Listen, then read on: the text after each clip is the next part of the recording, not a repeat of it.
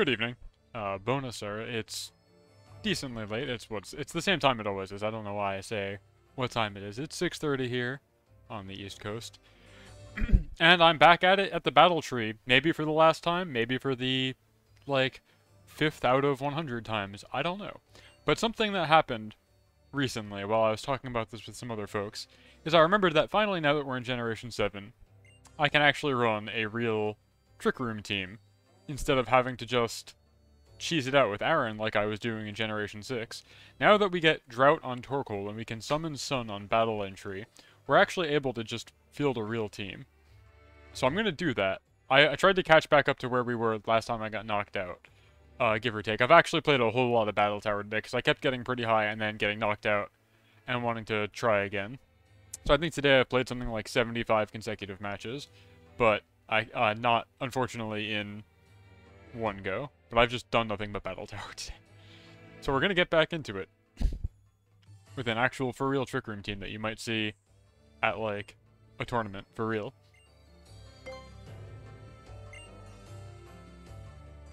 It's similarly mindless because Trick Room teams tend to be, at least at my level, but it doesn't lose immediately if we can't get Trick Room up, unlike, I got the Hariyama, yeah. That's pretty much the big difference. So the strategy is still going to be using Dusclops to set Trick Room. Dusclops is unchanged. It's a defensive monster. I'm running Mental Herb on it so that it can't be taunted, because that's like the one major way you would stop Trick Room in this case. I'm not sure if that's better over Eviolite. I've gotten decently far so far in my warm-ups. I don't know. I've had it matter for blocking taunt exactly twice. I don't know if Eviolite would have been better in the other 90% of cases. I really couldn't say. But we have Hariyama, who's just very effective at being slow and also doing damage. We have Torkoal, which still does the exact same stuff it's always done. Instead of having Sunny down, I finally remembered to give it a different move, so it has Sludge Bomb Recoverage. Basically, if you resist fire, hopefully I can hit you at least for neutral with Sludge Bomb. Though even resisted fire is typically stronger than Sludge Bomb unless they double resist. So that's good. I wish I could teach this thing Earth Power in this generation, but that's only in Ultra Sun and Ultra Moon, which I don't have access to. Earth Power would be really, really good complementary, because you'd be able to hit Rock types for super effective, and Water types for neutral, which would be good. But Sludge Bomb will make do. We have Hariyama, who is Fake Out, so the strategy is basically you start with Fake Out and then set Trick Room. Hopefully the one guy who didn't get faked out can't immediately obliterate Dusclops. You then have Trick Room active, and we activate our hold item, Flame Orb, which will make you burn yourself. Typically very bad, but Hariyama has a neat ability called Guts. And what Guts says is that when you have a status condition, your attack is actually boosted by 50%. So while normally burn halves your offensive stat, your attack stat, in Hariyama's case it actually gives him a 50% boost instead. Additionally, it means you can't be put to sleep or paralyzed.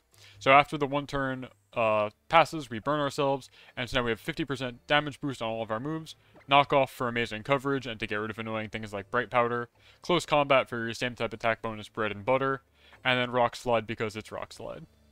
It's nice and hard. And then finally, lastly in the back, we have Lilligant, who is not slow. Uncharacteristic for this team, for sure. So Lilligant's entire gimmick is that she has this ability, Chlorophyll, which doubles her speed stat in the sun, and she's already very fast. So with the speed stat of 156 here, she's clocking in at 312 speed in the sun. Faster than anything, faster than Fluttermane with booster energy, faster than Iron Bundle with booster energy. Not that those mons exist in this game or anything like that. But she's very, very quick, definitely outspeeds anything. And then she uses this move after you on Torkoal. This allows the target to move immediately following the user, so now Torkoal effectively will have 312 speed in the sun. So just as you were going first because you had Trick Room active, once Trick Room begins to wear off and you get later into the game, you know, Dusclops or Hariyama has fainted and you send out Torkoal, you can kind of stall out with Protect a little bit longer as long as you need to, until you're able to send out Lilligant to partner with Torkoal, and then Torkoal goes right back to being fast again, with the power of After You. Sleep Powder for support, though it's not super accurate. Leaf Storm as an attacking move, very, very strong, and then Protect, and she's got a Focus Sash. And that's pretty much the team. It's a little more real, It's got a little bit more tolerance for error, I think, also. Where if you don't get Trick Room up, that's okay, because you do have a speedy plan in the back. And you won't be immediately one-shot like Aaron would be, or the Tello would be. So let's go.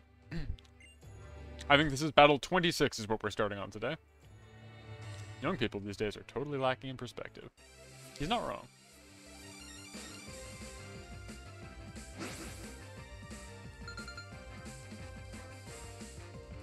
Worker Benjamin. Avalugg and Sandslash. And they're okay, so they're ice types, cool. Fire goes crazy here. Well, let's see what items they have. Apricot Berry, I don't know what that does, and Focus Sash. Okay, so I think what I want to do is fake out into the Sandslash to get rid of its Focus Sash, and then we can just go with the Trick Room. Should be very safe. I don't think Avalugg has any way to stop us. And often Avalugg will actually even protect. It didn't this turn, but I've seen it happen in the Battle Tower quite frequently. So Sandslash flinched, we get Frost Breath, but we should be totally fine because its attack stat is not very good, even though it's going to crit. I'm doing fine. I'm actually in a pretty good mood. I wish I could be done with the battle tree. I'm like watching the days slip away, and I really just want to get back into ranked in Gen 9. I'm getting a little frustrated that this is taking so long, but at least today I'm doing something fresh, and it's not just the same cheese that I've tried for like 2 or 3 weeks in a row. I've recently streamed my local. As I've mentioned on Thursdays, I host an IRL Pokemon tournament as part of my professorly duties, and I finally got the gear that I need to stream those. So if you go into my VODs, I'll put it up on my YouTube eventually, because I'm way behind on YouTube. But on my Twitch VODs here, my most recent stream is the locals that day. I don't have any commentary or anything, because I have to set up right next to the players. There's not enough space in the venue for me to, like, be far enough away that the players who I'm watching wouldn't be able to hear me. But it is the game. And I built some really good tools for the overlay, so that I could display standings in real time, and kind of more importantly, during the match, I've got the player's Pokemon and their held item and the status of said item along the side. So you'll know who they've got in the back and what the status of all the items are as they get revealed. This is like a huge pain point for streaming amateur tournaments, because the, like, conventional way to do that is to just have your OBS scene open, and then your guy who's running the stream has to quickly find the source, update the sprite that's at that source by, like, quickly sifting through a folder of every Pokemon sprite, and then, like, getting it edited in real time. I built an overlay that lets you kind of upload the team ahead of time, and then when you select what player is currently playing, it will just give you a bunch of nice options automatically to choose which Pokemon they've brought of their 6. Yeah, I'm way behind on YouTube. I'm, like, uploading stuff from October still. I got really, really laser focused on building the aforementioned stream tool during most of November, because on, like, the second week of November, first weekend of November, I hosted a tournament where we did an amateur stream, and we didn't have any tools like that. So when people came up to stream, I literally just had to sit there, and then when they would bring a guy out, I'd have to go into OBS, I'd have to open a folder of Pokemon sprites, and find the one that was the guy that they had, and quickly apply it to the OBS scene. And there's, like, I don't know if you know this, there's like 1,000 Pokemon. When you consider forms and everything like that, there's a lot of guys. And these sprites, in this particular case, were indexed by National Dex number. So I just had to know that Urshifu was number 892 in order to find it in a timely fashion. And there was, like, no saved presets or anything, so every time somebody brought Urshifu, I'd have to go find the icon all over again. It was a ton of work, and I didn't like it, and I thought there was a better way. Yeah, without forms, there's, I think, 1,017 Pokemon, and with forms, I think you're getting close to 1,400. Like, counting, like, all regional variants, and, like, megas and stuff that isn't in the game anymore, but, like, there's a lot. There's a lot of guys. So, having to, like, find them by hand is a pain. So I've tried to streamline that. I'll be going public with the tool in a little while. I'm just waiting on a little bit more cleanup for it. But after hosting the stream for that tournament, I was just like, no, there has to be a better way, and I totally heads down focused on building it. And then I just forgot to, like, do things like upload my VODs. But fortunately, I always record whenever I stream at the same time, so nothing is lost. Even if they expired on Twitch, they're still good. I have them on hard copy backup. Every time I stream, I am simultaneously also recording for no quality loss, etc., etc. Okay, so where are we at right here in this battle? We have Trick Room up. We did a little bit of chip to Sandslash. I think here I just, like, close combat into Avalugg, and Nightshade, also Avalugg, yeah. That's what I'm gonna do.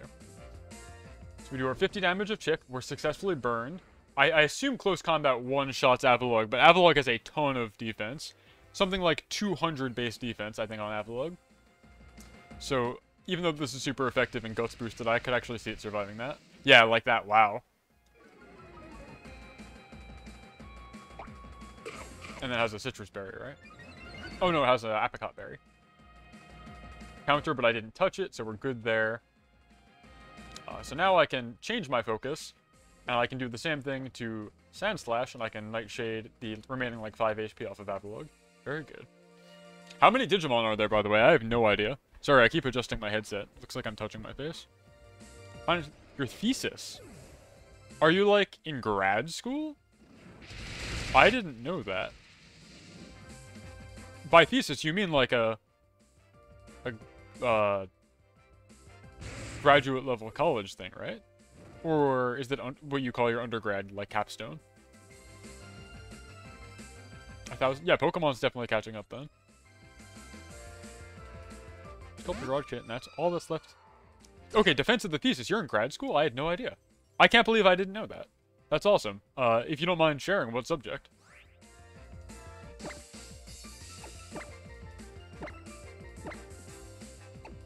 That's so cool.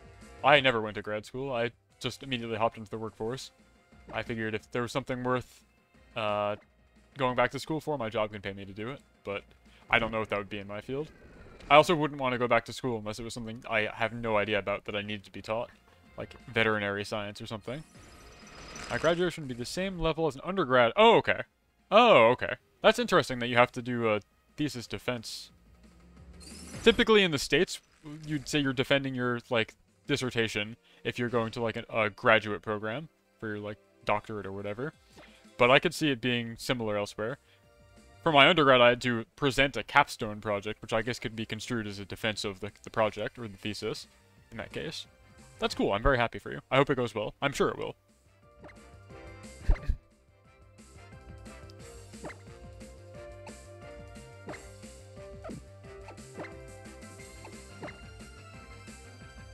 Another good thing about this team is that it's, because it has a little bit more margin for error, in terms of, like, the previous one, if Aaron got hit, it's just like, you're done. If Aaron got hit without killing something, you'd just be sunk. But here, I don't have to pay quite as close attention. I just need to basically know, is Trick Room active or not? Oops.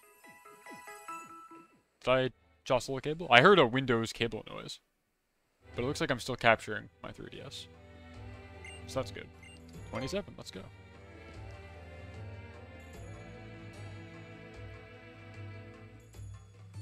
Wonton noodles. Everybody's always shouting this.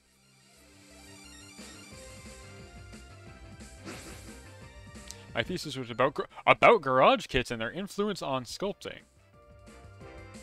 Oh, that makes sense. That's cool. I had, like, no idea that you were even, like, in school. So that's cool to learn. That's very cool. Yeah, on your sculpting in particular. That's cool. Are you in, like, an art school? That would make sense given what I know about you, but I don't want to pry too much. That's cool.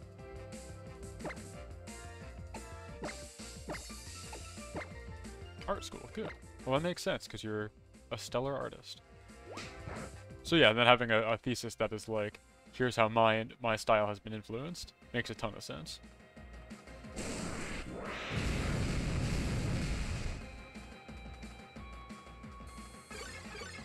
That's also a very unique topic. I'm sure there aren't many people talking about garage kits. Maybe there. I mean, there are a lot of otakus in that part of the world, but maybe. I don't know. It definitely seems unique. So that's cool. What I'm saying is that's very cool.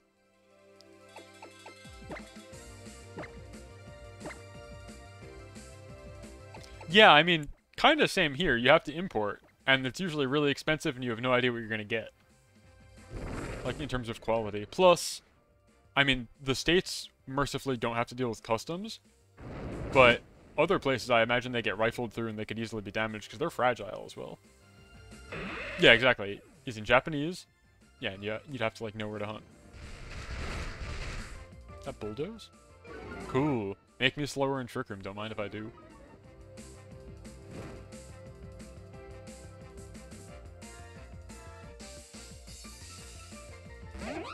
I just realized that the trainer we're fighting, his name is Calliope. That's cool. I'm not familiar with that blog, but yeah. There's always going to be like the one self-hosted blog that has all the information you could ever want about a subject. Like for Gunpla, there's like dalong.net, which is like one Korean guy who owns literally every high grade ever made and has photos of all of them. And they're usually posed with like cigarette for scale, because I guess he's a smoker. And it's like completely unstyled. It is literally a bare bones like photo gallery online with some text. And thanks to him, I know I can find images of kits that I didn't know existed.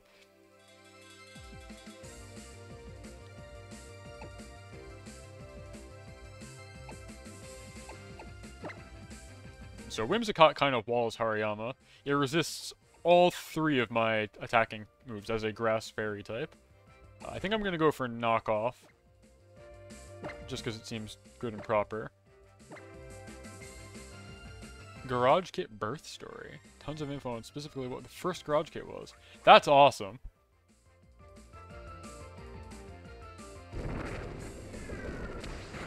I miss painting Gunpla, frankly. I haven't built a Gunpla in a hot minute.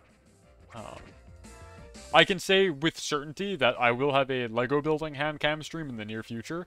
I assume before the end of the month, and therefore the end of the year. But I'm waiting on one other component of what I have planned for that stream to arrive in the mail, and then I'll give you an affirmative date on that. But I miss Gunpla for sure. Lego is fun and all, but I do miss the painting of Gunpla. I've never painted a Garage Kit though, I just don't have the patience for that. And Gunpla, you say, hey, yes.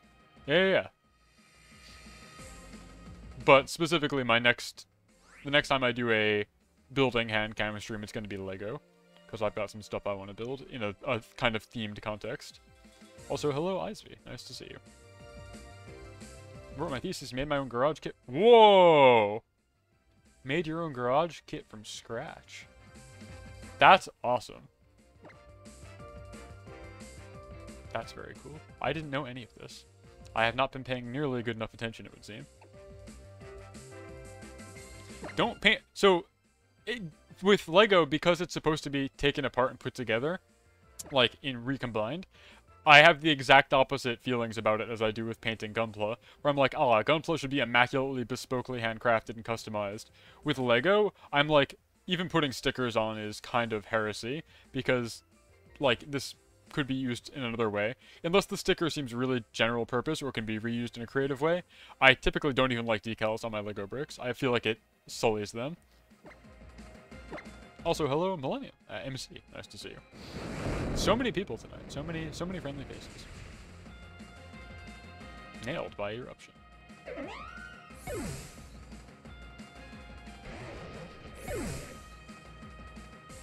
I've got piles and piles of Gunpla in my closet, though. I still have the jumbo grade Zaku that I bought when I started streaming, with the intention that I would build it on stream. It just never happened.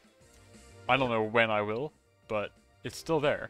My plan for it was to have it be, you know, like those really ugly ceramic chef statues that hold like a wine bottle, or like a waiter statue that holds a wine bottle. I wanted to use the jumbo grade Zaku for that because it's about the same size, but I never got around to building it because I don't know what's wrong with me. But it never happened. Only 2 months. That's incredible. I have a backlog of maybe 20. Because I'll see them and I'll be like, but you know, it's only going to be printed for a limited time. I'm going to want it later. And then I just never end up building it. Okay, we're good. I keep touching a cable and I momentarily lose contact. 84 pages of pure Garage Kit info in Portuguese. Whoa, wow, that's huge. 84 pages, golly. I don't think my capstone was that many pages of writing. Granted, it wasn't about Garage Kits, so...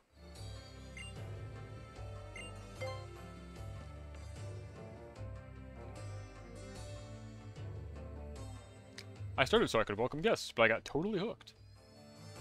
I have no room left to display anything, so I... See, but that's you thinking with your logical, intelligent cyborg brain. I don't have any kind of foresight like that. I know I don't have space to display stuff, but that doesn't even factor into the equation for me. If you didn't, okay, yeah, Isaac, if you didn't pay for them, you got like the old 5-finger discount, then yeah, no, nothing lost. I pay for all my stuff though, and I just don't build it. It's awful. So I'm looking forward to actually building the Lego kit that I recently purchased for real. Leafeon has a heat rock. Very cool. Very cool, Leafeon. Let's fake out Sylveon. Set up Trick Room.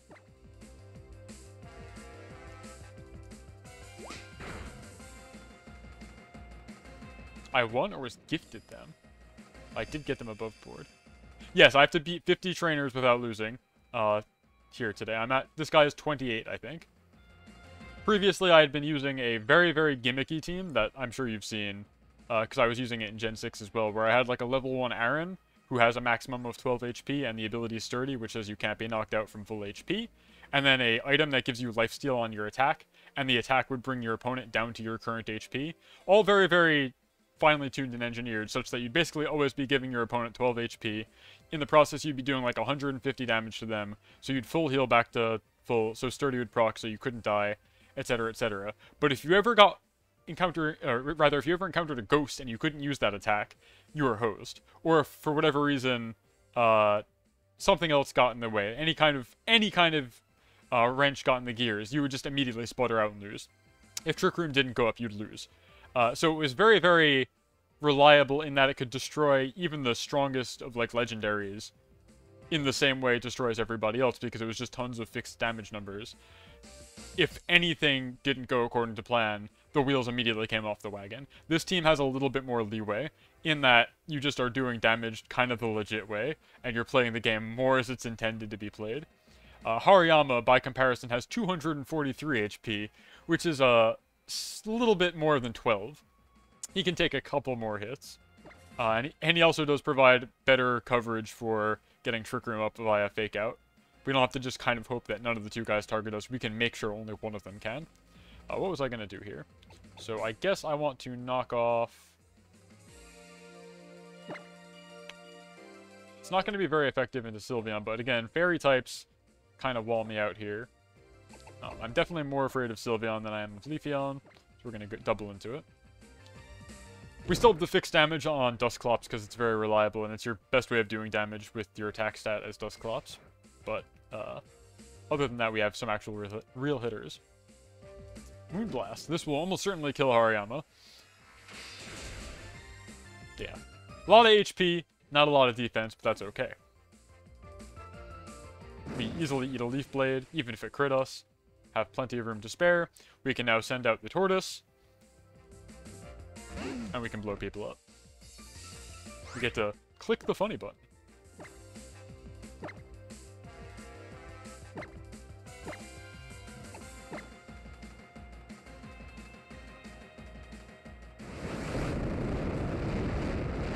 Nailed by eruption.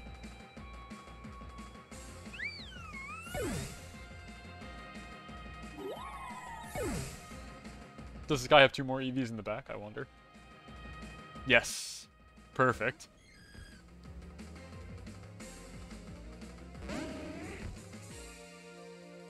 So, Umbreon, I believe, is the defensively oriented one here, so I'll hit that with the Nightshade. Even though Brick Break is super effective, I think 50 damage is more than I do to it through its defense stat. So, my best bet is to just keep doing that. A little bit, right?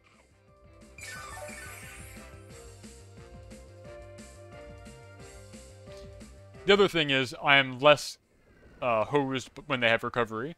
In the previous gimmick team, if they had a Citrus Berry, they would survive the gimmicky combo of Endeavor and whatnot. And I would just be like, now Aaron dies. But here, I don't really care as much. We can take these hits. I've got great defense. That's going to do very little to... Well, that does... Okay, it's a crit. That's why. Eruption should still clear here, I would imagine, even though it's like an almost 2/3 power. Probably less. Assuming I don't hit myself. Well, can't win them all. But even that, like, that would have been a run ender in the previous situation as well. Chubby Raichu, hello. We're trying a slightly different team today. I'm done with the Aaron level 1 gimmick. I found it a little difficult to get further. So I'm trying a more legit Trick Room team today. Let's protect here. It's really reliable until anything gets in your... I was just saying this right before you joined. It's super, super reliable because it does all this fixed damage. Wow, Torkoal can't get a break. That's actually kind of bad. But yeah, it's super reliable until anything gets in the way of the critical system. Oh man, did I just throw? That's really bad. No, we're fine actually, hold on. I've got a Focus Sash, so I can't lose. I'm pretty sure.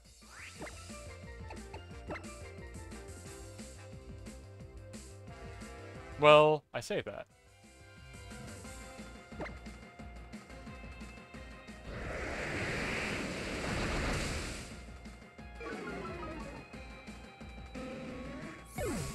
I did harshly lower my special attack. Well, if this doesn't kill Espeon, I'd Sleep Powder it, but it has Magic Bounce. I'm pretty sure. I might have just thrown, while I was saying how this team is more reliable. Well, heart of the cards. No, but I did harshly lower my special attack is the problem.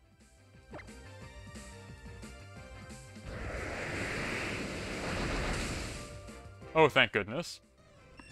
My relief is palpable. I know I'm faster, yeah, but if it hit me, I would have just gone down, right? If that didn't KO, I don't know. I harshly lowered my special attack is what I'm saying. Thank you for believing in me.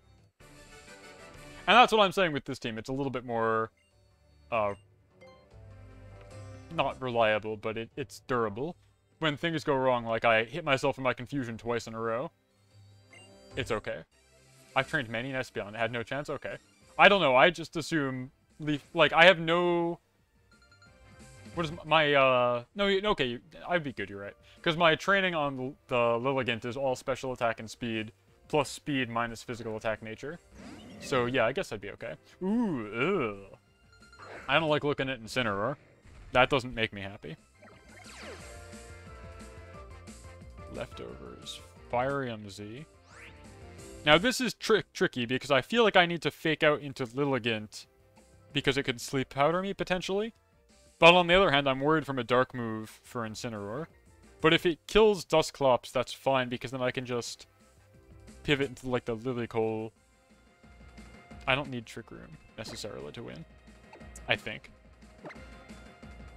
But going to sleep would be very bad. Ooh, okay. And now it's gonna Fiery MZ me, right? Earthquake. Oh, okay. That's great. That's the best thing it could have done. I was imagining all these bad situations where I get Sleep Powdered or, like, Malicious Moonsalted, hit with a very strong Dark move. This is fine. We take these.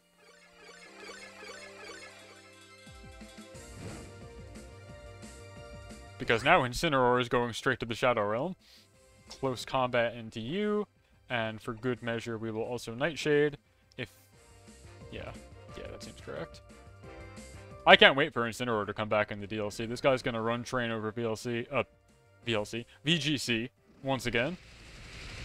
Best starter they ever invented. This guy's got it all. Intimidate, great status moves, great typing. He's got Fake Out, which we've seen I get huge use out of here. He's got Parting Shot, which is a move that lets you switch out, first of all, and lower your opponent's offenses at the same time. Very good. He gets Will-O-Wisp. Super good stuff. Pyroar.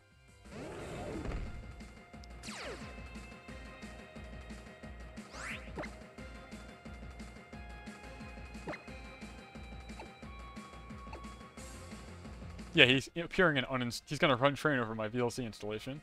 Okay, so I'm trying to think. I don't want Lilligant to continue to set up Quiver Dances, so I think I need to double into it here. It's got Leftovers, not Focus Sash, so maybe I do... Okay, let's not Nightshade, in case I one-shot... Oh, wait, no, because I'm slower than Hariyama. This is fine.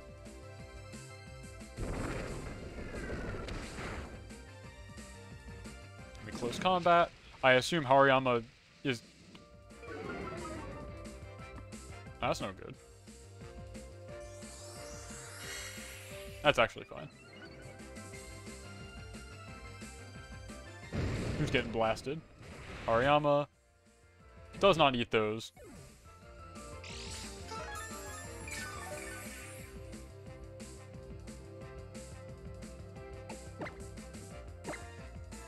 I love when I get to switch a guy in and I see all of his buttons are labeled as super effective.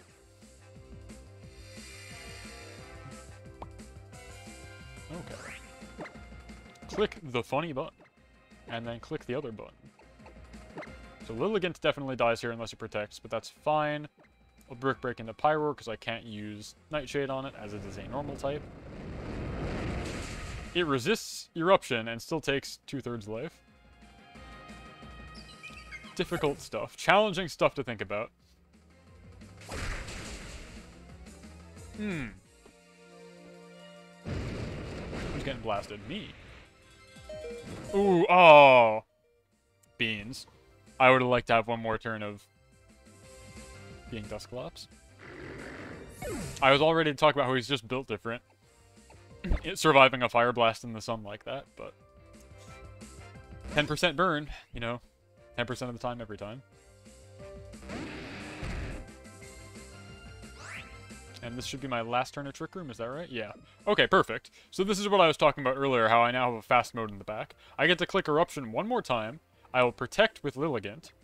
Then Trick Room will expire. And thanks to the sun, I can continue being the fastest thing in the entire game.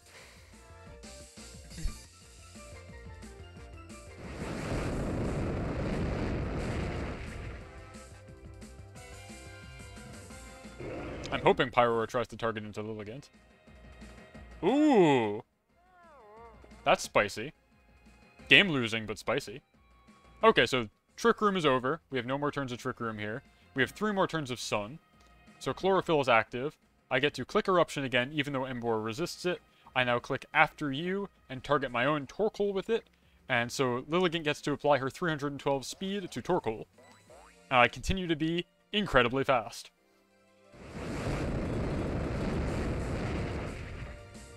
And there we go. Perfect. That's how you execute a Trick Room strategy right there. You have to have a plan for turn 6 when Trick Room finally expires. And if you don't, then you just lose.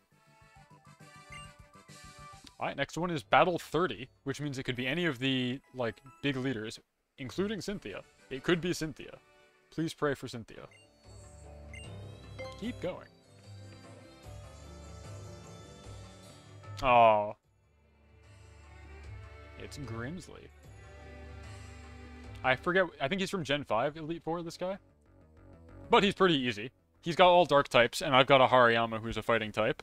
And as we know, fighting beats dark. Grimsley's cool. I like his outfit here, it's really cool. But I have, like, no particular memories of this guy.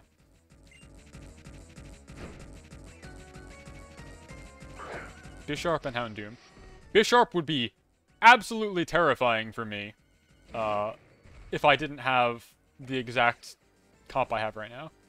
Choppleberry and Houndoomite. Okay. So Houndoom, when it Mega Evolves, gets Solar Powered instead of Flash Fire, so that's good to know. Bisharp, on the other hand, I'm going to Fake Out into...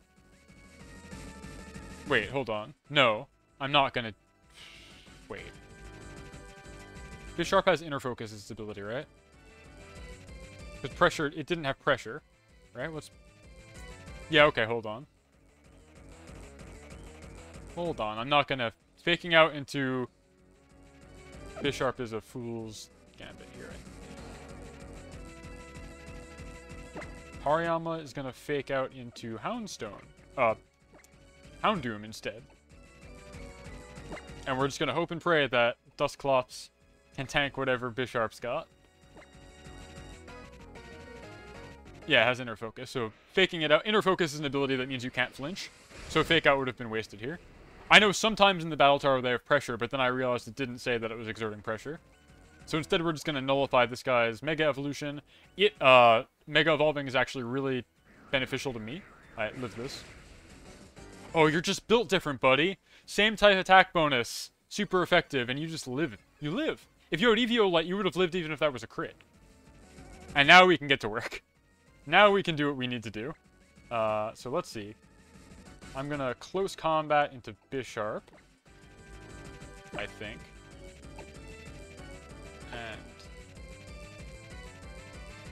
And Nightshade into also Bisharp. If I get Sucker Punched, so be it. No, I don't. Cool. You're gonna eat the berry, but you're double weak to it, so this still does double damage. The berry reducing his 4x weakness down to just 2x weakness. Doesn't really save you here. I assume I'm gonna get blown up by Houndoom. Oh, no, okay. They're just going for the Dusclops. That's perfect for me. Dusclops has done his part. That's perfectly good. And yeah, so now that he doesn't have Flash Fire anymore because he Mega Evolved, I can actually hit him with Eruption. It's gonna be half damage, but it's better than no damage. And Honchkrow is gonna take full damage from this in the sun. So we're in really good shape right now. I can actually just click Rock Slide Eruption, and I'm pretty sure I win right now. No, he has one more guy. I can't win right now. He has one more guy in the back. Rock Slide hits both sides for super effective. And this will hit for neutral and not very, but it's in the sun, so we're fine. Look at this damage. Get a load of this. Not very effective. Still does 2/3 life. And Rock Slide is now single target, so it does its full damage with no spread modifier. And we get a double knockout. Beautiful.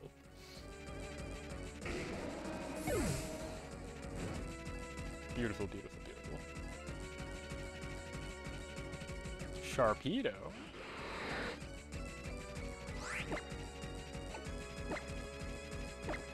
This thing could, like, Aqua Jet me, maybe? I don't know that I really care about that, even. We'll see. I don't actually know what its moves are. No, okay. I think this clears, even though it resists. I think this cleanly one hits. Oh, so close. Oh, because it had a Focus Sash. Okay. Hey, welcome, welcome, welcome. We're trying a slightly different team today for the Battle Tower. I'm tired of the Aaron gimmick. It's, too frail.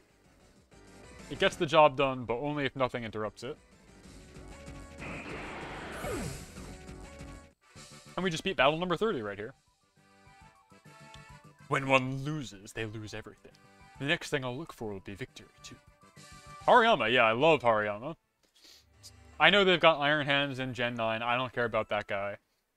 Hariyama's where it's at. Battle 31, let's go. Hariyama's funny. They hit really hard. I've raised a bunch of Pokemon, but I haven't found the one. What do we think he means by this? That's a strange thing to say. Makuhita's basically a starter. Guts is just a really good ability.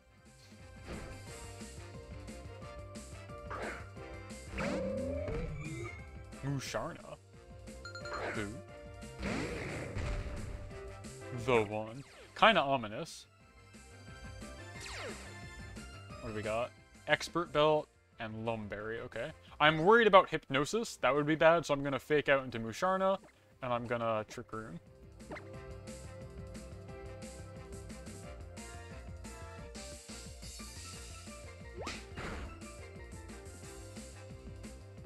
Cool. I don't care. I'm built different.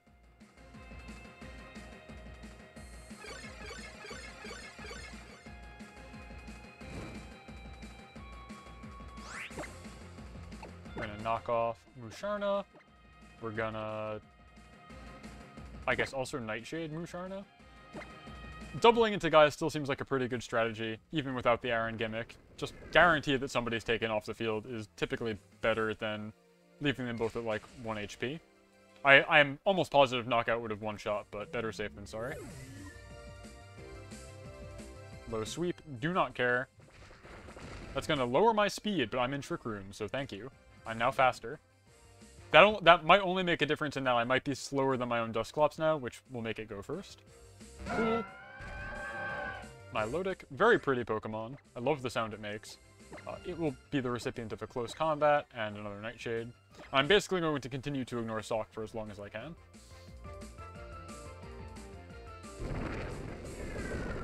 Nope, okay, Dusclops is still slower.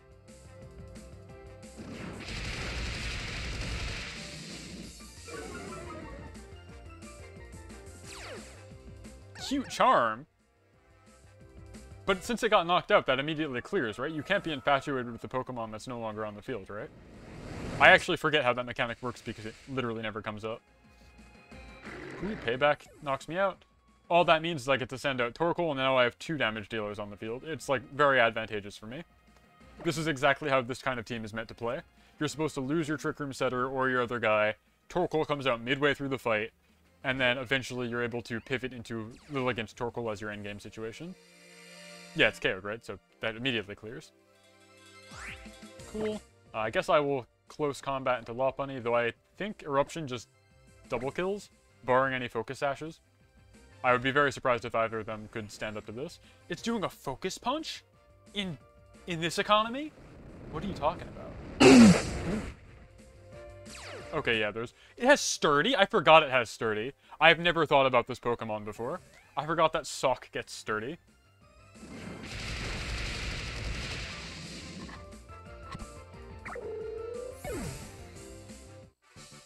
By the way, as you can probably tell, I'm drinking something. I'm drinking a blueberry cider right now. It's delicious.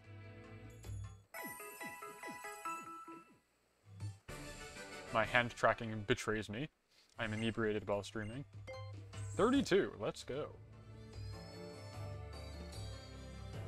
Care for Pokemon from morning until night. It's tough being a breeder. Many are saying this. Icevir, are you not one of those alcohol-powered robots that I see so much in Futurama? I kind of just assumed you were.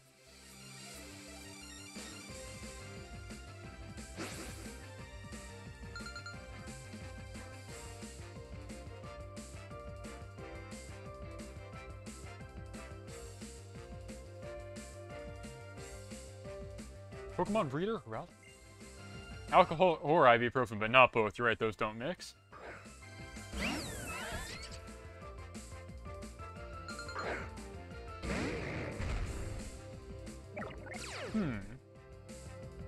Expert Belt.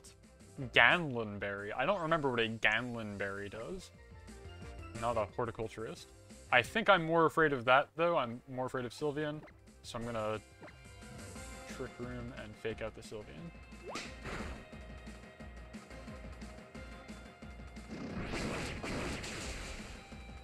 Ooh, we tanked that, though.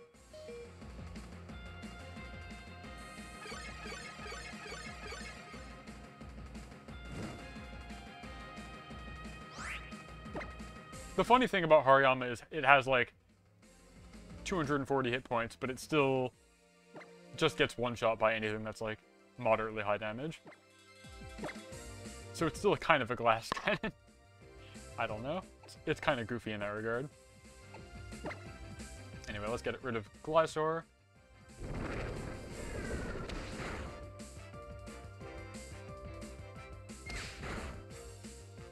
No. Wow. Okay. That's fine. Hariyama did his job. Bought us time to get Trick Room up. Aerial Ace. Won't hurt too bad.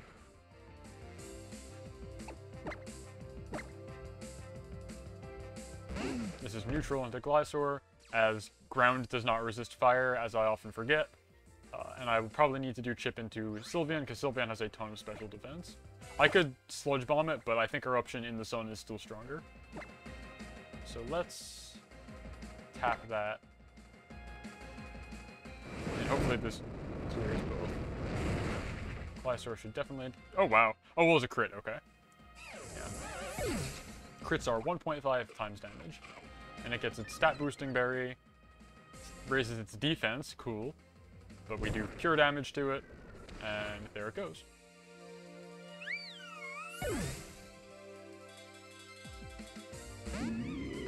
Gourgeist? Musharna? Cool. Well, Gourgeist is not long for this world. I will target Musharna with the Nightshade. As long as this thing doesn't hypnotize me, I'll be good.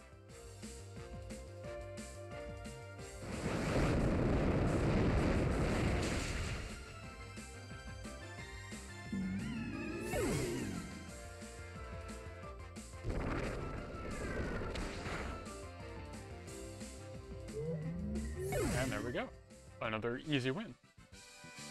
Just liking it isn't enough to keep you going. In this job, you take on life itself.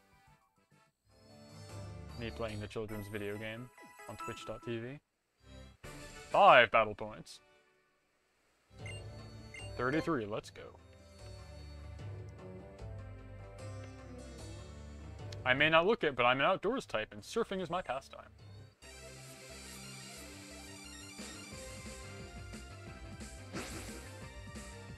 Scientist Tavon. Steelix and Slowbro.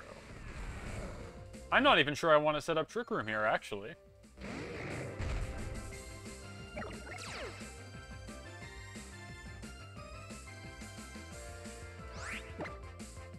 I think these guys are both slower than my Hariyama. I am still gonna fake out, though. Because I might as well. And it gives me the turn of getting my burn. The unmovable objects versus the unmovable objects, yeah. Steelix has sturdy, so I definitely want to do chip to it as well. I hope I didn't just throw here by not setting up Trick Room, but I think I'll be fine. Because I can pivot into my faster mode, even if I get double knocked out here.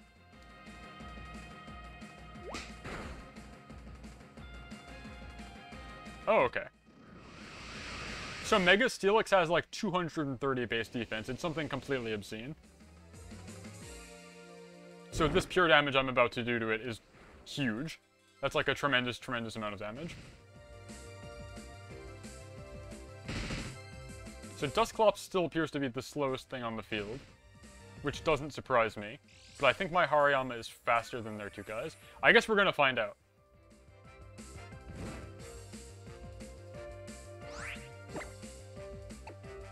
Knock off into Slowbro, and continuing to do more chip into...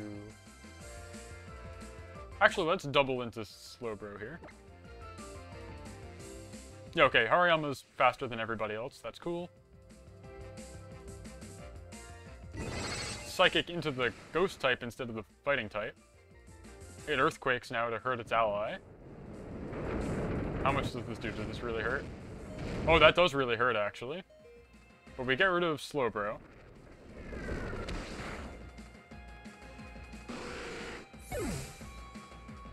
Now does he send out something really fast? That would be kind of a bummer.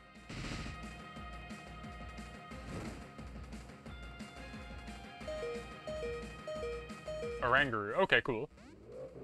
I don't know where I stand on speed tie via the Oranguru, but I'm gonna try and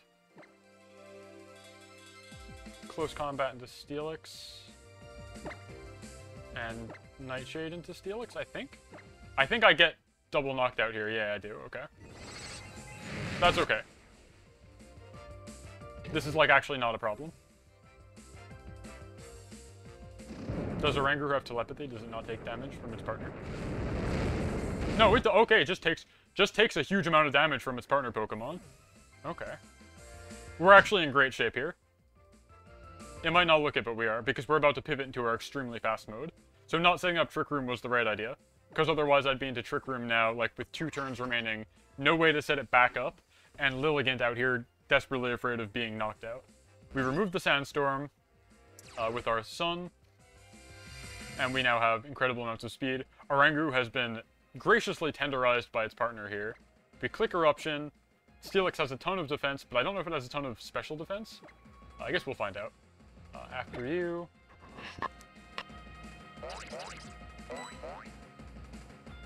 And we Erupt in the Sun for super effective damage onto Steelix. Ah, perfect. Very nice.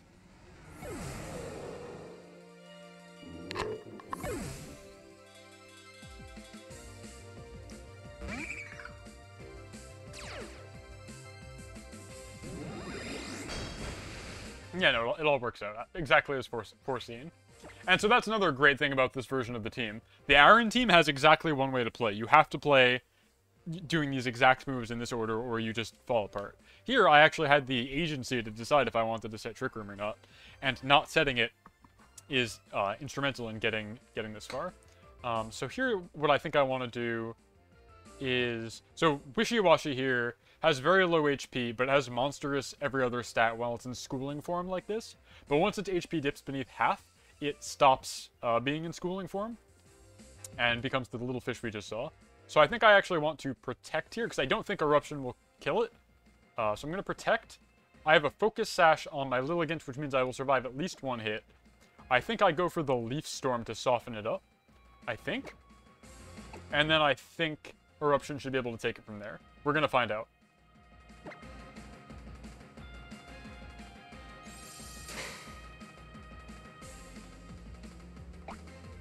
Okay, so it has a berry for that. Interesting. Oh, perfect. Exactly half. Perfect. Perfect. The Rindo Berry reduced the damage, but not by enough. We Ice Beam into Lilligant, but it shouldn't matter. I can't freeze because there's sun out, so that's not the thing to worry about. My Focus Sash lets me hold on, and now I can do the same thing we did previously. I click Eruption. Oh wait, it didn't stop schooling? I thought it was at half. Is it a quarter HP? No matter. We after you into our Torkoal. I do think Eruption actually clears here. Even though it's resisted. It's single target Eruption in the sun, full HP. I think we actually just wipe him here. Yeah, perfect. Perfect. That went great. That was like a dicey matchup. By Eruption. That I feel like I played well. If you don't take in the Sea Breeze and like, don't you start to get a little down? I feel like I read that situation correctly.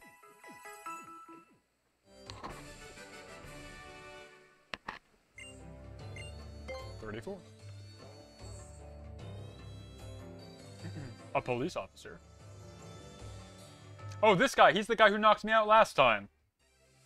He has a Shuckle, I think.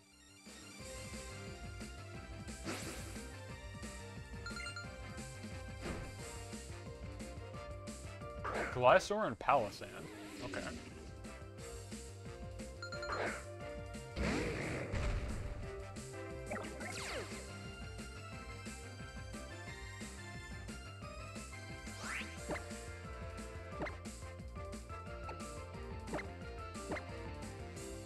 Palisand is slower than me, I know for a fact.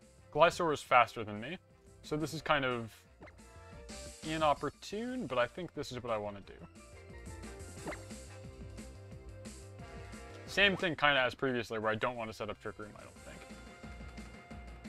think. Oh, okay. Wait, no, I did know that. I knew that. I knew that. That's not a surprise.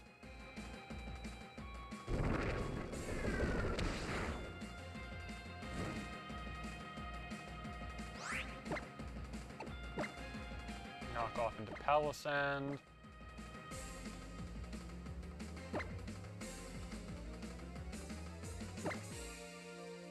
Aerial Ace. I think we survive. Yes, we do. Just barely. Perfect. I remembered that from the previous fight. Knock off the super effective damage. Perfect. And now, Nightshade redirects into Glysaur. Because Palisand is, I thought, slower than my Hariyama. So it would basically be allowing it to attack freely. Now here, I can try and set up the Trick Room, which might be good, I think. I lose Hariyama here no matter what.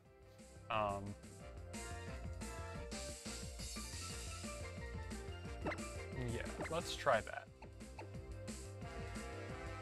Now I want to try and set up Trick Room. Because either what's going to happen is I lose both my guys here, and then I go into my fast mode, or I get Trick Room up, and I still have Dusclops in, which would be fine.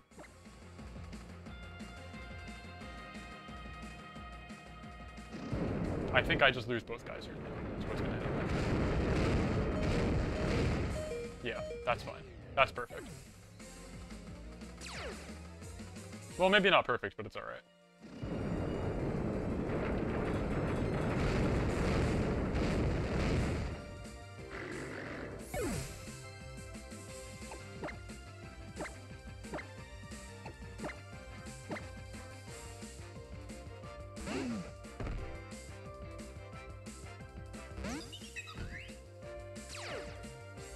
Getting off a little more damage before that happened would have been good, I think, but... Because Flygon's gonna resist, because it's a dragon type. So that's annoying.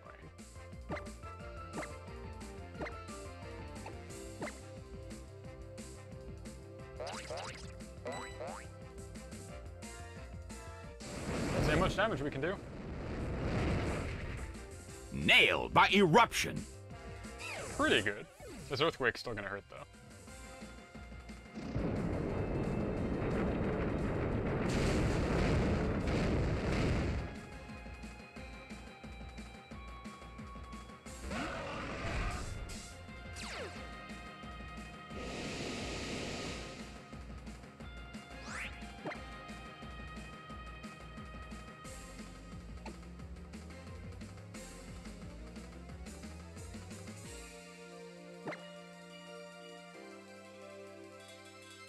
Actually, I think I lose.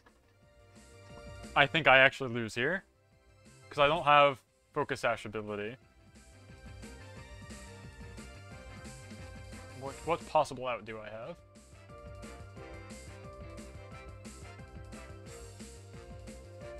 Yeah, Sun is gone.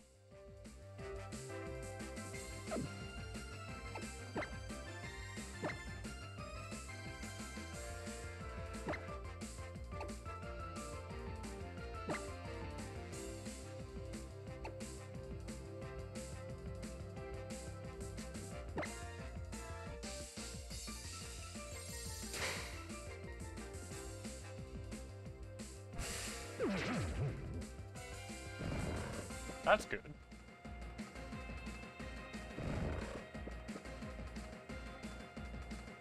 That's bad.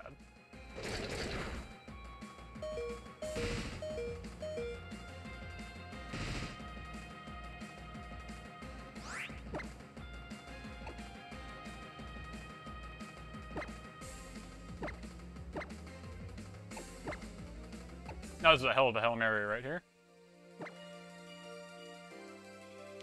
Okay, we lose. I needed a Leaf Storm to hit right there.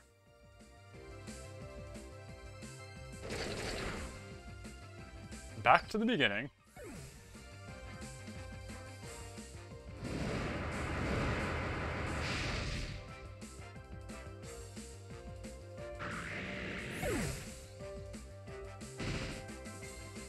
If Leaf Storm connected, I think we actually win. We still win, but not anymore.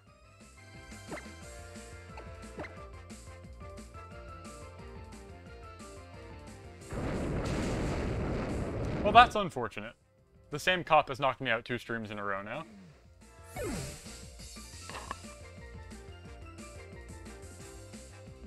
Mm-hmm. Same guy. Last time he did it with a Shuckle that, was in between the speed tiers of my Aaron and my Dusclops and had Protect. That's fine.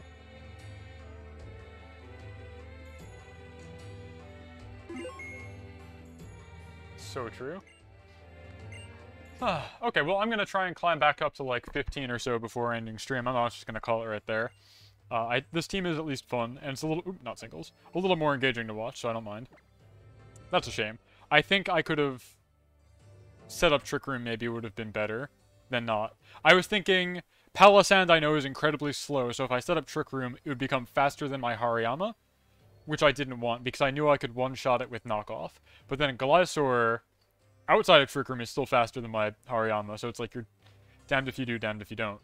And then I was banking on my Torkoal being able to do more damage than it did. Alas.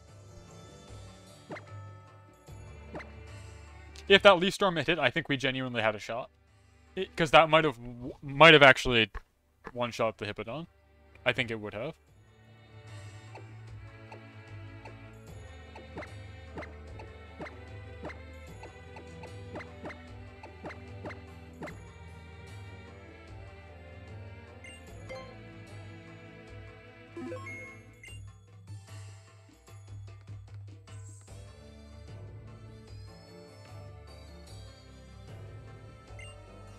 You're my opponent. I'm so stoked.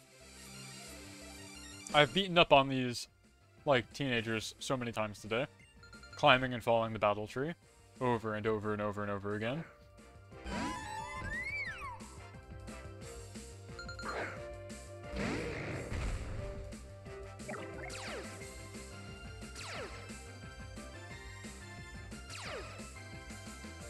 Citrus Berry and Quick Claw.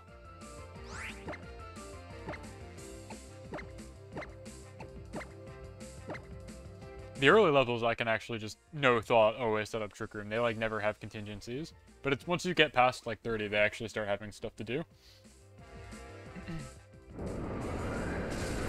Watch me get double frozen.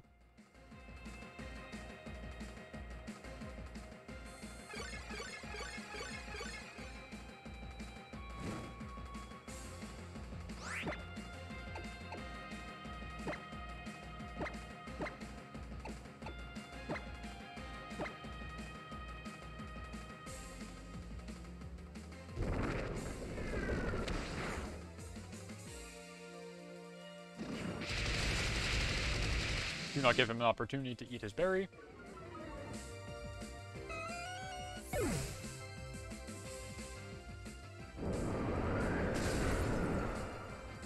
That's fine.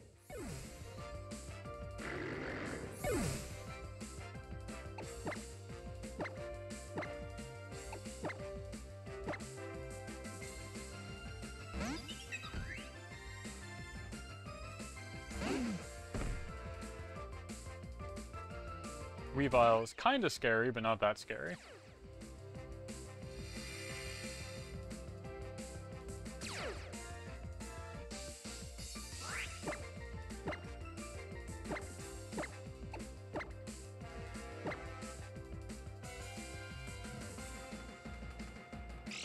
Quick Claw. Ugh.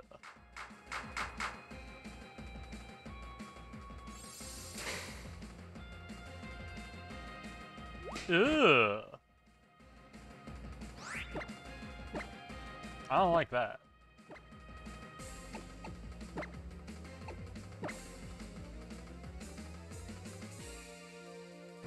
Now, hopefully this just gets a double knockout and I don't have to worry about protecting my Lilligant. Cool, she is safe for another day. Because I'm still like 3 turns into Trick Room with my fastest player on the field.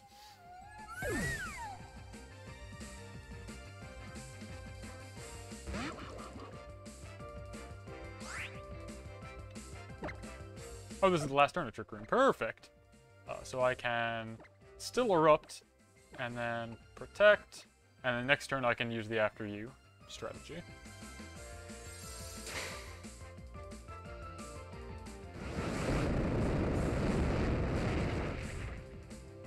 Not very effective.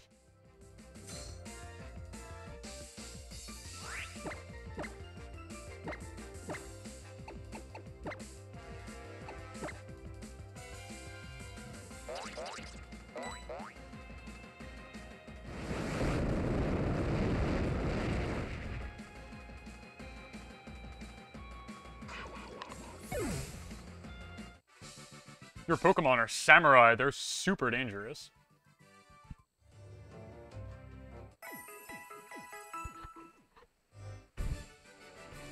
I must have like 1,000 battle points at this point. I have climbed and fallen out of this tower like 6 or 7 times.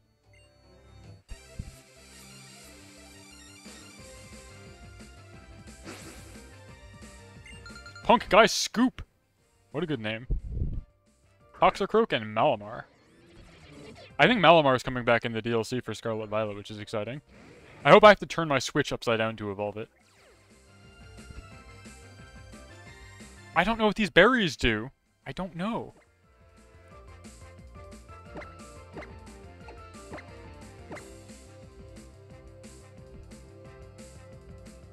Oh, I get faked out. That's fine. Psycho Cut. Well, it was nice knowing you, Hariyama. Oh, we eat those? Hariyama survives? That's crazy.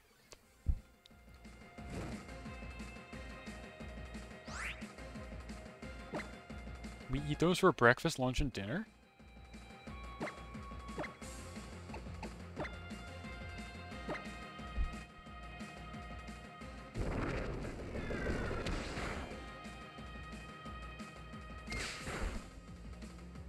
Wow, that did way less than I thought it would.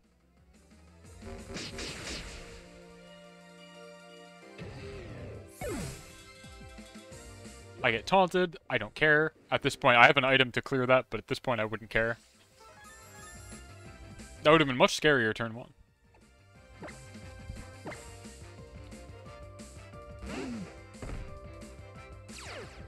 A cool fact about Toxicroak that we won't get to see here is it has an ability called Dry Skin, which means that when the sun is up, it takes chip damage, and also takes double damage from fire-type attacks. Conversely, it heals when it gets hit by water and heals in the rain, so it's not just purely a detrimental ability. But in the event that this didn't immediately clear, he would take chip damage, even still, which is very funny.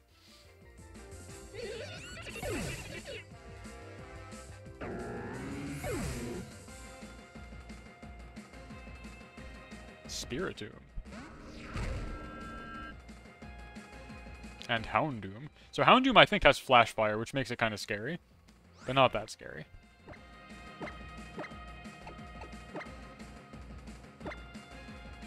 It might also not have Flash Fire. The early guys just often have the wrong ability. Like a far suboptimal ability.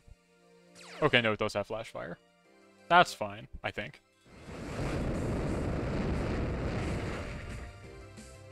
Well, maybe not. Maybe I'm still in trouble.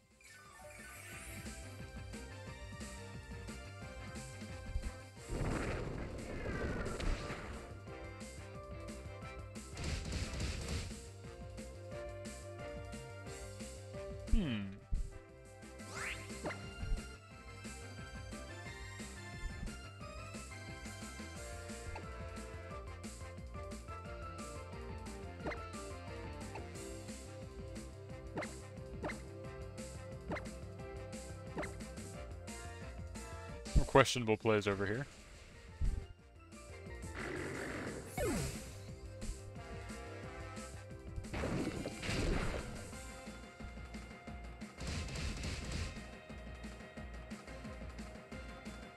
Exactly as Trick Room ends, that's fine.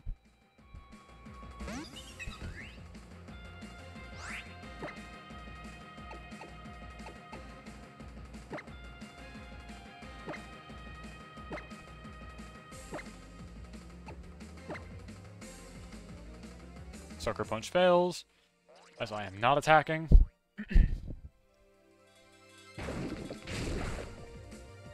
Gets rid of the guy who's immune to fire-type attacks, and now we can lay in with Flamethrower.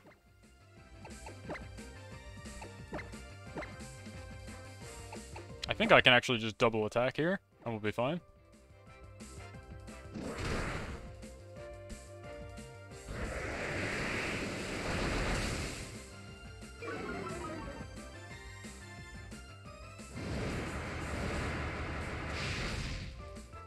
Easy. Harder than it needed to be for guy number 3, but still easy. The late game Flash Fire is kind of scary. It's again why I wish I had Earth Power as an move on Torkoal.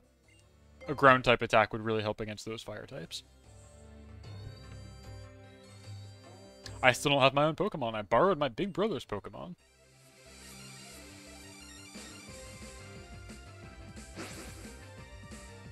Preschooler Rocky. Charizard and Salazzle.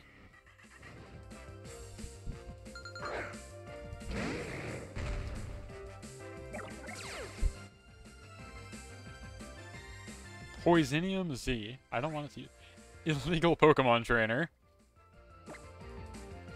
Yeah, I don't like Salazzle. It does creep me out.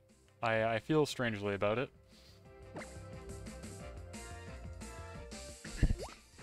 I do not want to give it an opportunity to use its Z Crystal. Shadow Claw is gonna hurt, but I should be able to eat that no problem. Oh, we eat those for sure. Underage battling, true.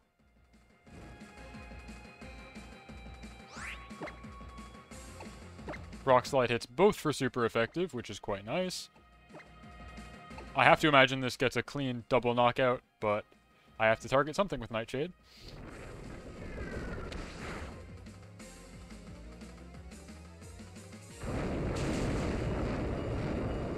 We love Rock Slide in this household. Call the cop from before, right? This is his problem, yeah? I agree. This kid is likely unlicensed.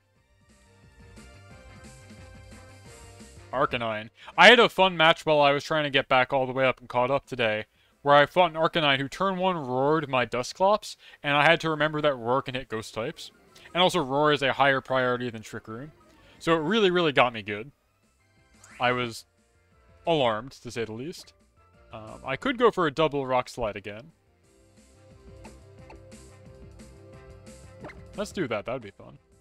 And Nightshade into Chandelure, because I think Chandelure also has Flash Fire, so Torkoal cannot deal with it effectively.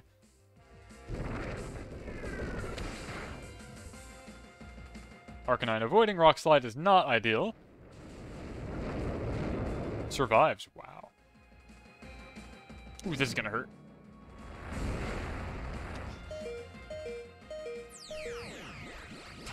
Okay. Z Sunny Day. Okay.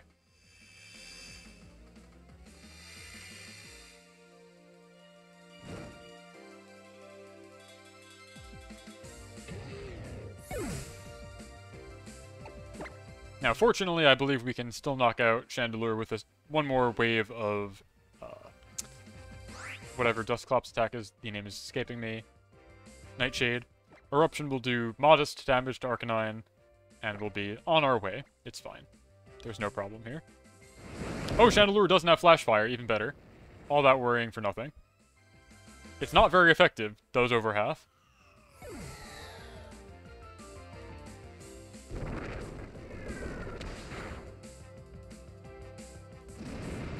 Burn Up, that's a cool move. So Burn Up is a super, super strong fire move, and then once you use it, it's going to say it here in a second, Arcanine burned itself out. What that means is it's no longer fire type. And because it's no longer fire type, and Arcanine is a pure fire type, it is currently untyped. It takes neutral from every type in the game. It's not even just normal type. It is like the question mark, question mark, question mark type.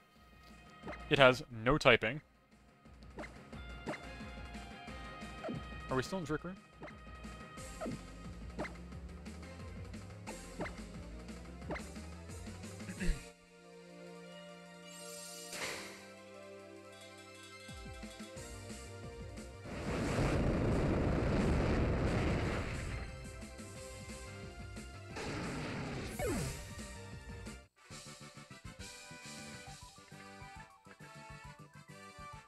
My big brother's Pokemon are... ... Not in working condition, is what I'd say.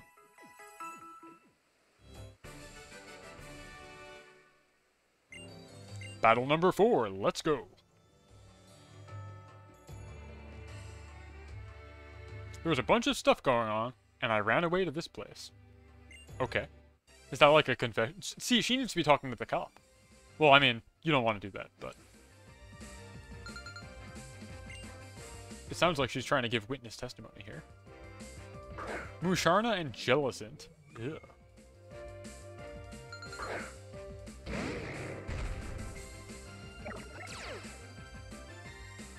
Zoom Lens and Damp Rock. So Zoom Lens tells me that this thing probably has Hypnosis, which would be very bad for me, so let's get rid of that.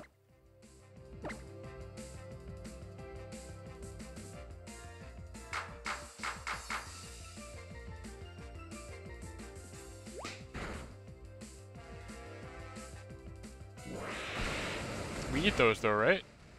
Yeah, we eat those for breakfast, lunch, and dinner. We're fine. Helping Hand boosted, stab boosted, Hydro Pump. It's okay. Now we go for the knockoff into Musharna. Nightshade into Jellicent. And we should be okay.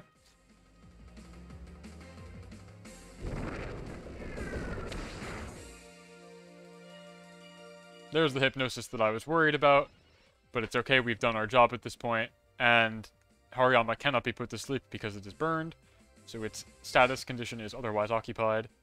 Oh, knockoff doesn't do it, huh? That's a bummer.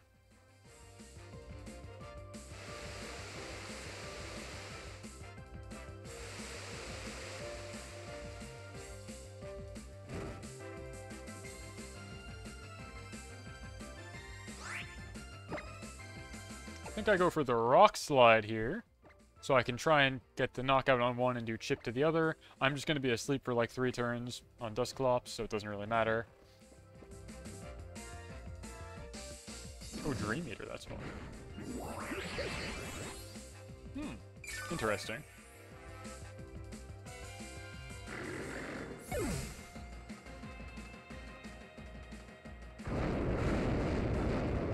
Big damage, quite nice.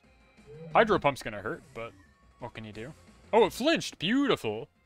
We love that for me. 30% chance to flinch.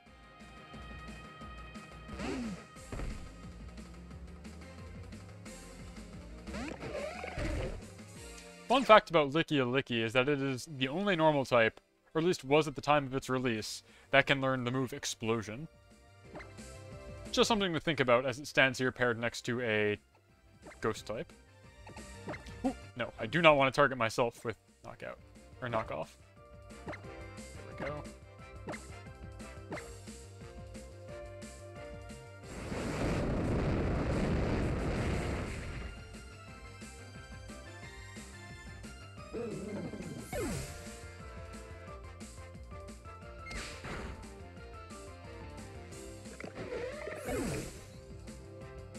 Expert build. Interesting. S Cavalier.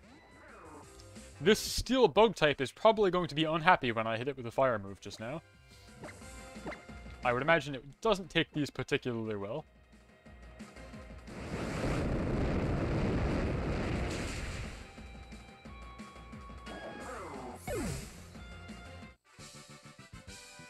It's about time for me to change my face again. Interesting.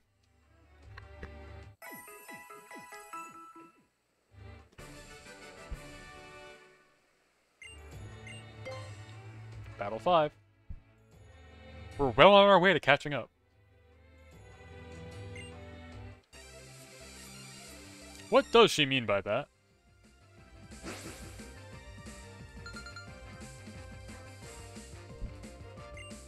I like that I'm fluctuating between fighting like hardened criminals and preschoolers.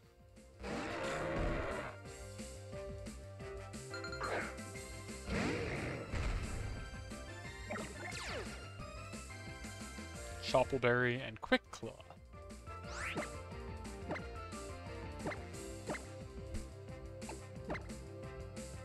Yeah, so again, these early battles are very, very mindless. They kind of are weak by design. I can always do the Trick Room mode and not have to think about it too much. Maybe I shouldn't... Ooh.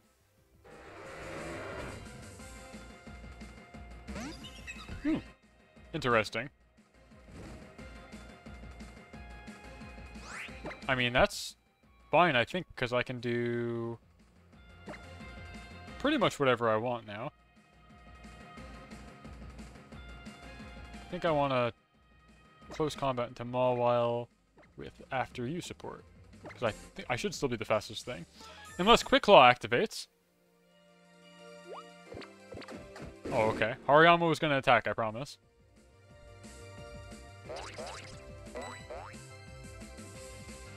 I always forget that ghost types can be roared. I was just talking about that earlier, though.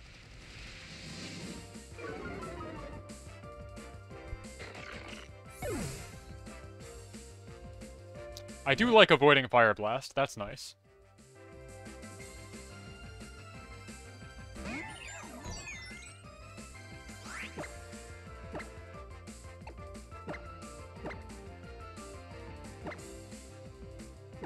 I can't be put to sleep even if this thing has Spore, because I am a grass type. Oh, interesting. I was just naturally the second fastest thing. Anyway, I'm a grass type, and I already have a status condition on my other guy. So we're good there.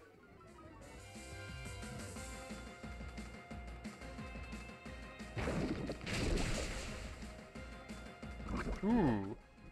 I don't like that. That's funny.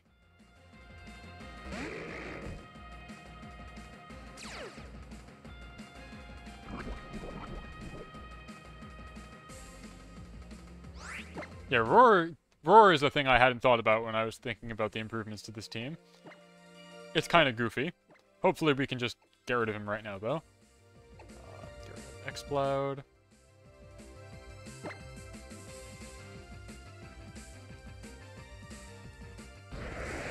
No more roar. That's fine.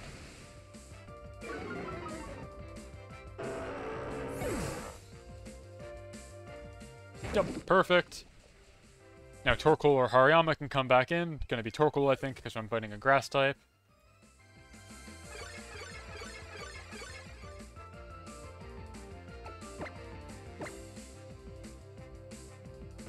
Yeah, okay. Sceptile's not gonna like this too much either.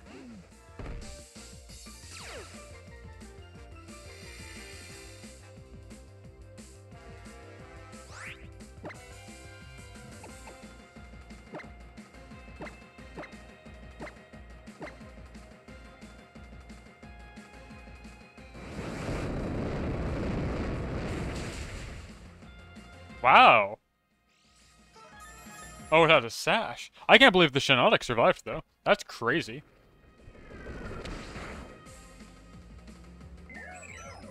I wonder what that thing's special defense stat is. Ooh! I'm getting gamed on over here, folks. My eruption now has a base power of 1. And the quick attack, my god. This guy really wants the victory.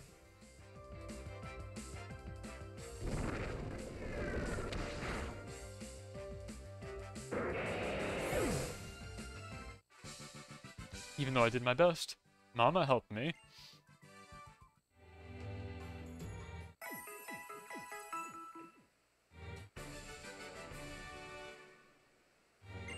Number 6. I think I'll probably call it catching up to Battle 10. We'll do one of the, like, champion trainers. And then I'll call it. And I'll try and catch back up again for next time, I guess.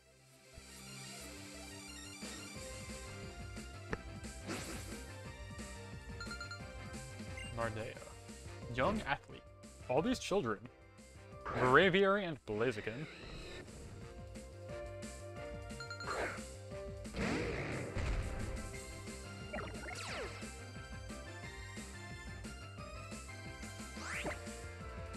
I don't like that King's Rock business. Get that out of here.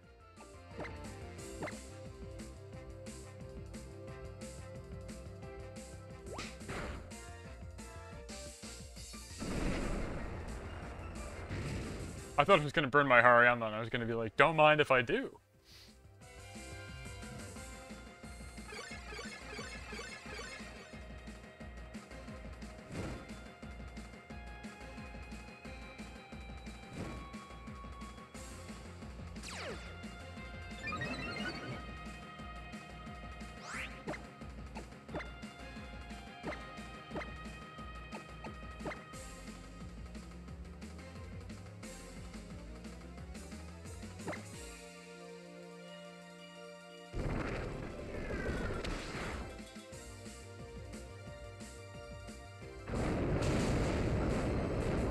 That didn't knock out. I thought it would.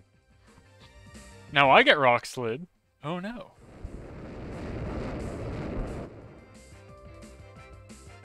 Flamethrower?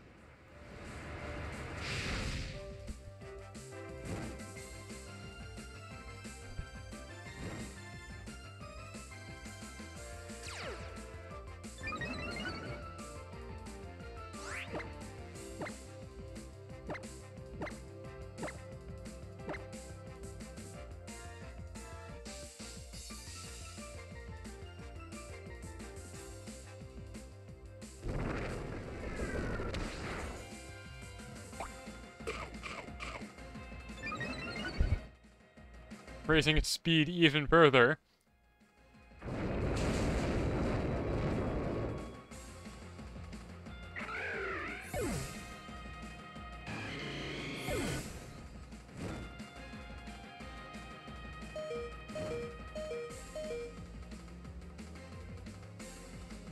Passimian. And Exceligor, okay. I'm just gonna close combat, I guess, into Passimian, and I'll let Torkoal deal with Exceligor. I think. I think that's the plan here.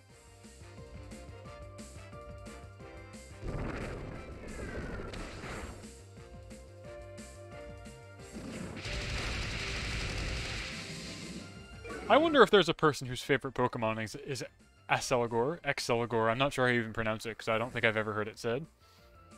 Who looks at this little bug, Shinobi, and is like, yeah, that's my guy. That's my favorite one, number one.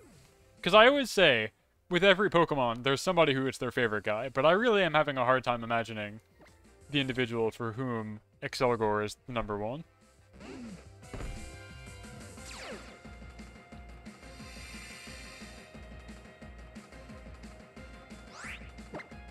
But I feel that way, I guess, disproportionately about a lot of Gen 5 Pokemon, because I just don't remember them.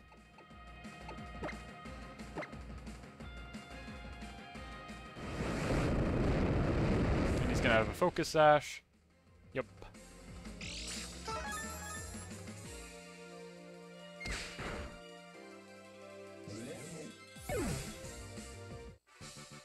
A sense of pressure is important for battling.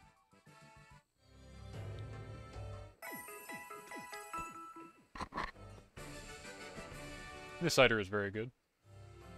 So at least there's that.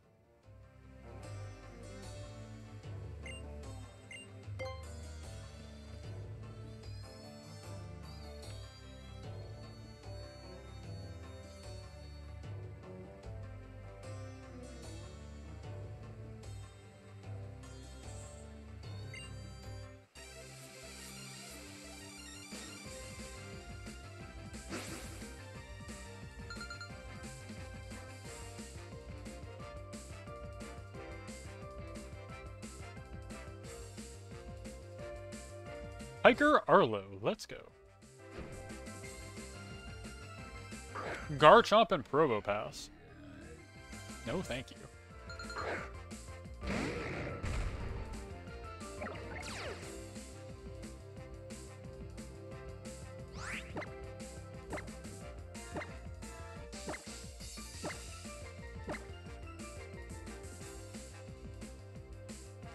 Garchomp protects.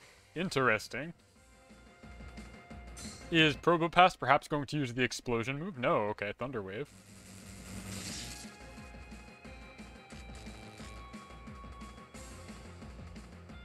That still activates Guts, that's fine. I don't need it to be a burn.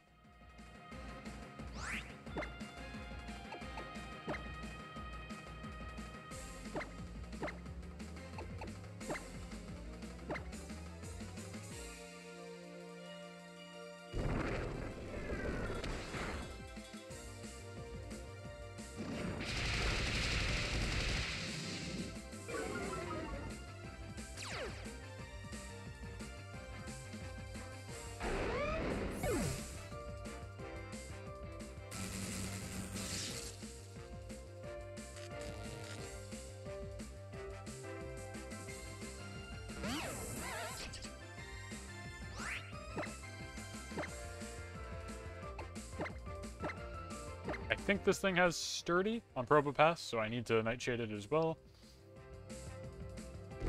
And at this point, I'm just praying for no full paralyses.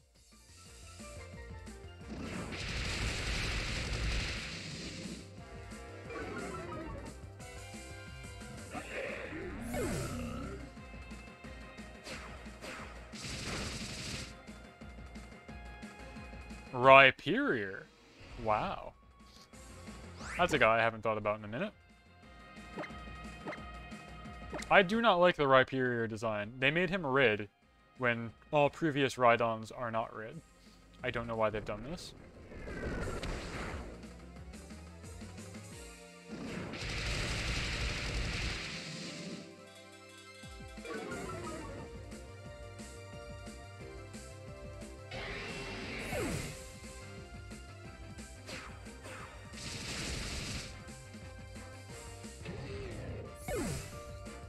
Okay.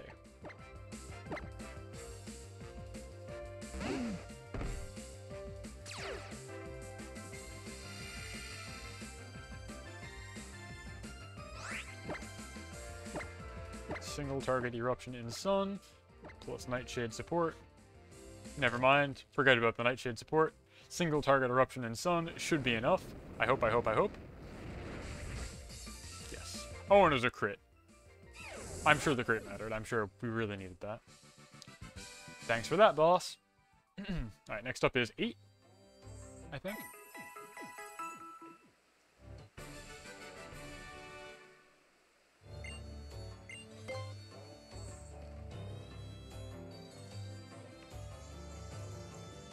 Here you are, the masked man, I'll take you on. Does this guy think I'm Char Aznable?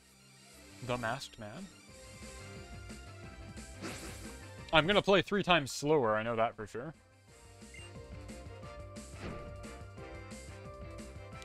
Minior and Vaporeon. I miss Minior. I'm sad that Minior is not on any Switch game. They're a funny little guy, for sure. Light Clay and Quick Claw. Okay. Fake out into Vaporeon, I guess.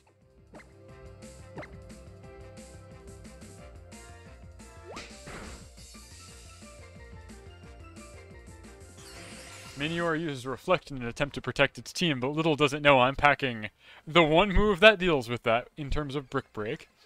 I can clear screens. Very easy.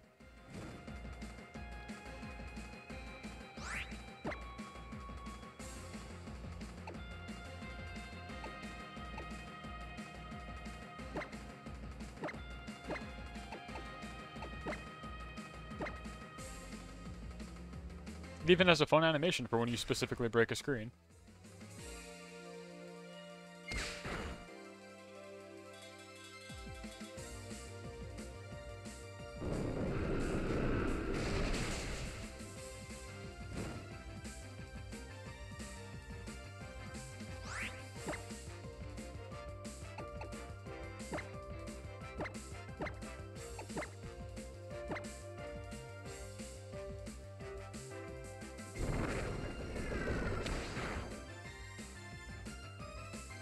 Minior avoided the attack. He's the guy I needed to hit. Ugh.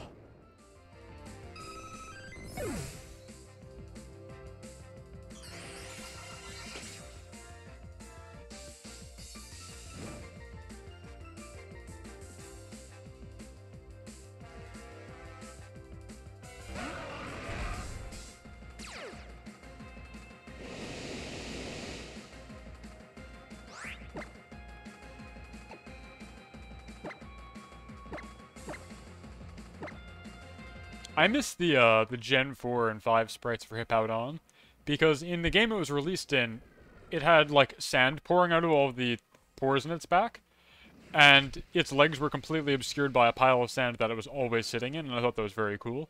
Then when we came to 3D, you could just see it walking around, which I thought was a lot less interesting or mysterious. The fact that it was permanently affixed in a pile of sand, I thought made it very cool. Wow, okay, that does big damage. But we're about to make the sand go away, which is not nothing.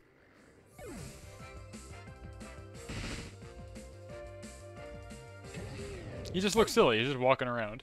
Back in the day, he was like a giant gaping mouth that was leaping out of a pile of sand. Like some kind of shark, practically. But also, it just harkened back to, like, JRPG enemy sprites or boss sprites that are always in a very specific pose. And you think of them as always being in that pose no matter what. They're, like, illustrated in their most dynamic, most shocking pose. And I do kind of miss that. Alright, we're about to do our first point of damage to Minior. We have 1 turn of Trick Room, as is the way, so we simply need to protect for 1 turn.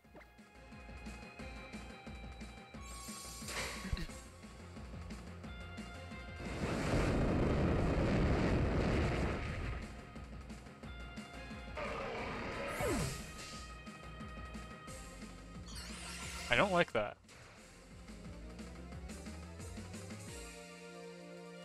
I'm gonna get faked out 100% here. But I'm crazy and I'm going for it anyway.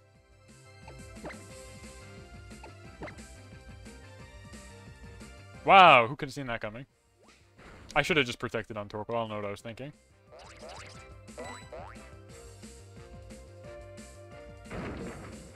Oh, but they Rock Tomb the other guy. That's interesting. I should still easily be the fastest thing on the field with Chlorophyll. Yeah.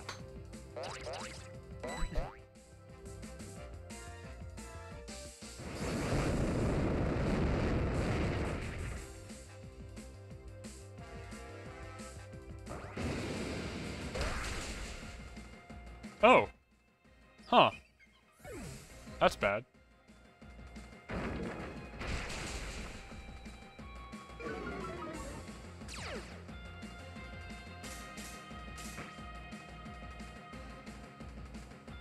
That's quite bad, actually.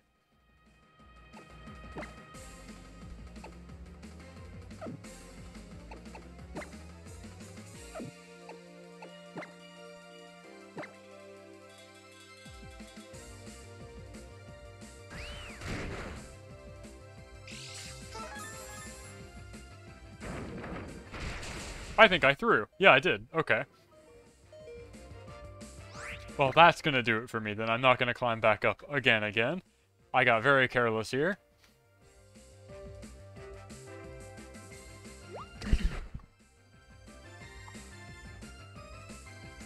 That's fine. I'll catch up some other time. Such is life on the battle tree. Ain't no big deal. I got very careless. I knew they were gonna fake me out, and then I literally said, like, they're gonna do this thing, and then I just played the wrong way for that. I should have protected. It's okay, because we're coming up on about 2 hours, which is fine. So I'm gonna send you guys off on a raid to another Pokemon player, my good pal Professor Tiberius, who I've definitely mentioned before. And he's playing in a tournament right now for Scarlet Violet, so you'll get some real-time commentary from actual PvP. No video will be saved, that's fine. As for me, my next stream will be on Thursday at around this time, or an hour prior. I'll be streaming my IRL Pokemon locals on this channel. There won't be commentary, as I mentioned at the start of the stream. There's just nowhere in the venue I can be where I'm not next to the players who are playing. And so obviously commentary would give them an unfair advantage. But it should be about 2.5 to 3 hours. Hey Densuo, you're just in time for the end of the stream, unfortunately. But it should be like 2.5 to 3 hours of PvP Pokemon action, real-time standings, and a UI that's updated to show you what Pokemon they bring, along with their items and other build information. So it should be fun. That's like Thursday at 7 p.m. And from there, yeah, no problem. Nice to hear from you. Glad you're around. Sorry I couldn't win it today, but such is life. And yeah, after Thursday, I'm not sure what my next stream is going to be. Probably Tuesday again, but I'll keep you guys posted. All that said, thanks for sticking in, tuning in. I'll catch you when I catch you, and let's go raid Professor Tiberius.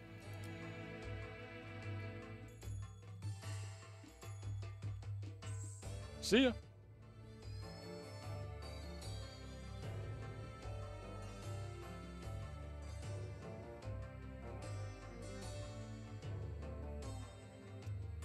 Alright, bonus era, and good night.